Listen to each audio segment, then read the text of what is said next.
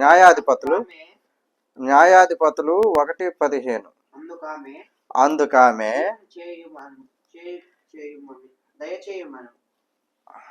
అందుకామె దీవెన దయచేయుము. హల్లెలూయా. తన తండ్రిని ఏమడుగుతుంది? దీవెన దయచేయమంటుంది. పెళ్లి చేసి సాగనంపేస్తా ఉన్నాడు తండ్రి. భర్తతో పాటు వెళ్ళిపోతూ ఆమెకి ఏదో అడగాలనిపించింది. తన తండ్రి దగ్గర ఏదో తీసుకోవాలనిపించింది. తన తండ్రి దగ్గర నుంచి ఇంకేదో రాబట్టుకోవాలనిపించింది. అది గమనించి ఆమె గాడి దిగి వస్తూ ఉంటే గమనించి గ్రహించిన తండ్రి ఏమడుగుతా ఉన్నాడు? నాకు దక్షిణ భూమి వచ్చి ఏం కావాలి తల్లి అని అంటే అప్పుడు ఆమె అంటుంది, అందుకామె దయచేయము అని అంట. దీవెన దీవెన ఏమిటంట? దీవెన దయచేయము అని అడుగుతుంది. కొత్తగా పెళ్ళైన ఆడపిల్ల తండ్రిని ఏమడుగుతుంది? నాన్న నాకు దీవెన దయచేయడాడి. ఏంటంట దీవెన? అంత ఒబిడియంట్గా తన కూతురు అడుగుతుంటే తండ్రి కాదంటాడా? కాదనగలడా ఏ తండ్రి అయినా?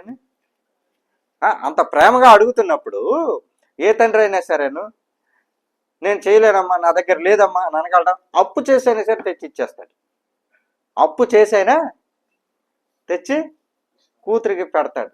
ఎందుకంటే దీవెన దయచేయము డాడీ అని అడుగుతుంది. దీవెన దయచేయము అని అంటుంది. తర్వాత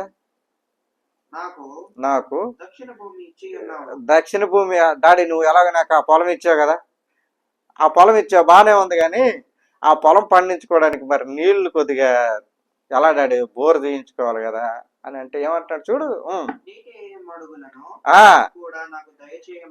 హల్లెలూయా.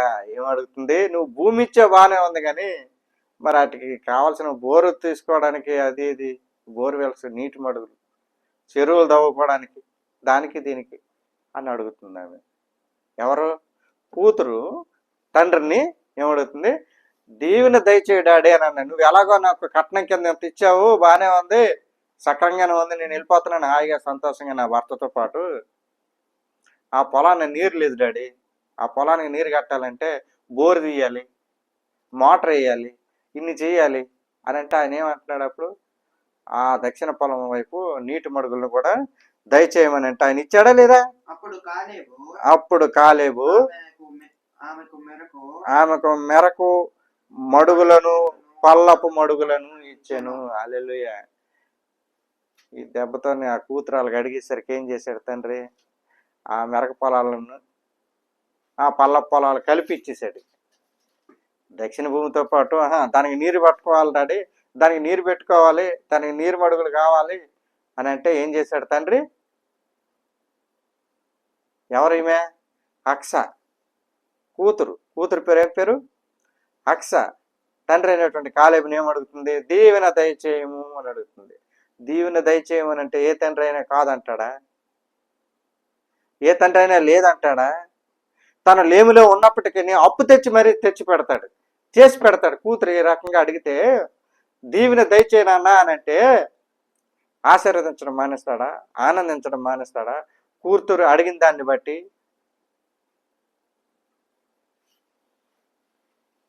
ఆ రకమైనటువంటి కూతుర్లు ఎంతమంది ఉన్నారు ఈ సమాజంలో? తండ్రి ఇష్టానుసారంగా తండ్రికి ఈ ఇష్టమైన పద్ధతిలో అడిగి తీసుకెళ్ళిపోయే కూతుర్లు ఎంతమంది మన సమాజంలో ఉన్నారు? ఏడిపించుకొని తినేసేదే కూతుర్లే కదా. నా భర్త అది అడిగాడు ఇది అడిగాడు అని చెప్పి ఏడిపించుకొని తినేసే కూతుర్లే తప్పితే నా తండ్రి దగ్గరికి పోయి దీవెన దయచేయి డాడీ, ఈ రకమైనటువంటి దీవెనలు నా పైన కుమ్మరించు, కురిపించు అని ఆయన ఇష్టాన్ని అనుగుణంగా నడుచుకున్న కూతుర్లు ఎంతమంది ఉన్నారు?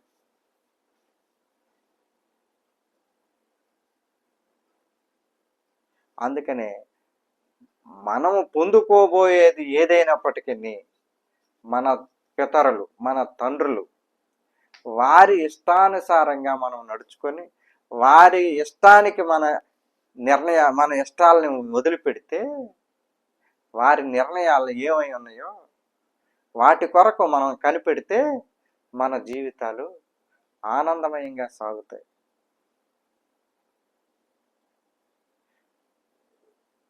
మనం ఏది ఇష్టమైనా సరేను దాన్ని ఏం చేయాలి? మన తల్లిదండ్రుల ఎడ గౌరవాన్ని చూపిస్తూ ఇది నాకు ఇష్టమై ఉన్నది, మీ అభిప్రాయం ఏముంది, మీది మీ నిర్ణయం కోసం నేను ఎదురు చూస్తున్నాను నాయన, మీ నిర్ణయం కోసం ఎదురు చూస్తున్నాను తండ్రి అని ఆయన నిర్ణయానికి మన ఇష్టాన్ని వదిలిపెట్టేయాలి. మనకున్న రోగాన్ని ఆయన చేతిలో పెట్టేయాలి, మనకున్నటువంటి మోహాన్ని ఆయన చేతిలో పెట్టేయాలి.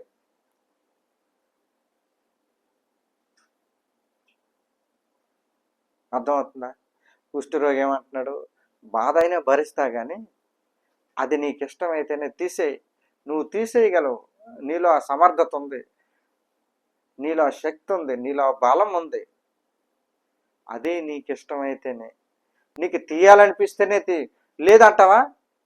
ఇలానే ఉంటా నేను అంటే. మీ తండ్రి ఒకవేళ మీరు అడిగిందల్లా చేయలేదని అంటే తండ్రి కాకుండా పోతాడా? మీరు అడిగితేనే జన్మిచ్చాడా ఏంటి తండ్రి? మీరు అడిగితేనేనా బట్టలు తీస్తాడు మీ నాన్న?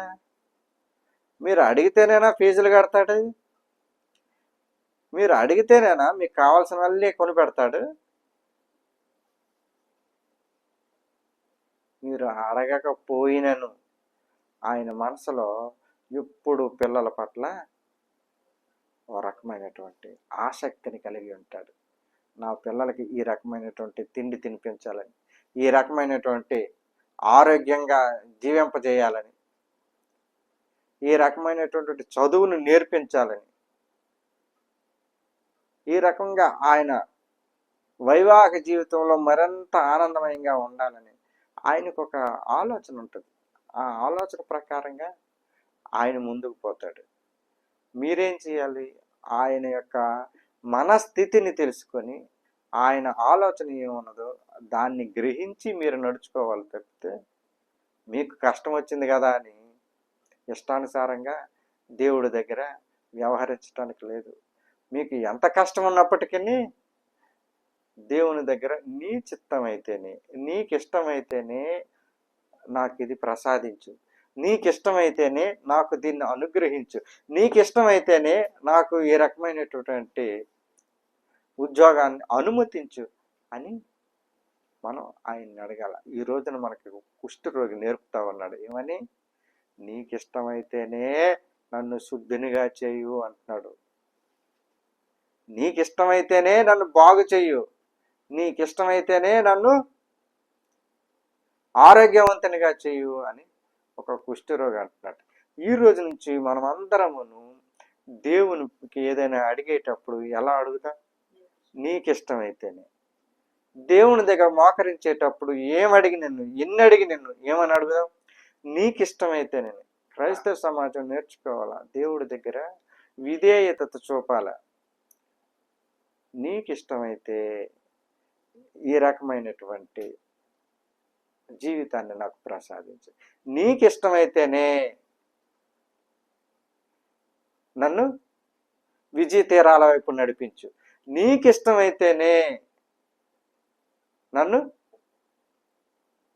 మంచి పొజిషన్లో నిలబెట్టు అని దేవుణ్ణి అడగాల. తప్పితే మన ఇష్టాన్ని ఆయన మీద రుద్దేసి మన ఇష్టానుసారంగా మనం నడుచుకోవటం కాకుండాను ఆయన ఇష్టానికి మనమంతా బద్దులమై బ్రతుకుతాం. చిన్న వాక్యం దేవుడు దీవించును గాక.